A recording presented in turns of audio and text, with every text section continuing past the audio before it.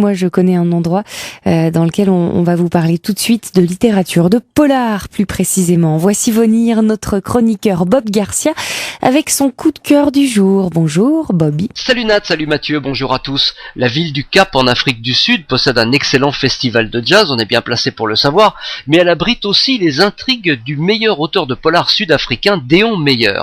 Habitué des best-sellers, il enchaîne les succès et vient de sortir 7 jours, traduit en français aux éditions du Seuil. Il reprend son personnage de flic, Benny Grissel, tiraillé entre l'échec de sa vie personnelle et une extrême conscience professionnelle, que l'on avait déjà croisé dans ses 2 précédents romans, à savoir Le Pic du Diable et Trésor. Grissel doit ici mettre la main sur un tueur fanatique qui menace de tuer un policier par jour tant que le meurtrier de la jeune et belle avocate d'affaires Anneke Sloot n'aura pas été arrêté. Et il met aussitôt sa menace à exécution sans laisser le moindre indice derrière lui. L'enquête est palpitante, mais elle permet surtout à l'auteur de montrer une certaine réalité d'un pays libéré depuis peu du joug de l'apartheid, mais déchiré par la criminalité, la corruption et les conflits d'intérêts politico-financiers.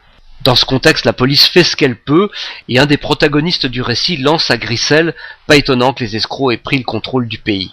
La cerise sur le gâteau, c'est aussi un coup de théâtre final que l'on ne voit absolument pas venir, comme dans les meilleurs romans de suspense. 7 jours de Deon Meyer vient de sortir aux éditions du Seuil. Bonne lecture les amis, à la prochaine.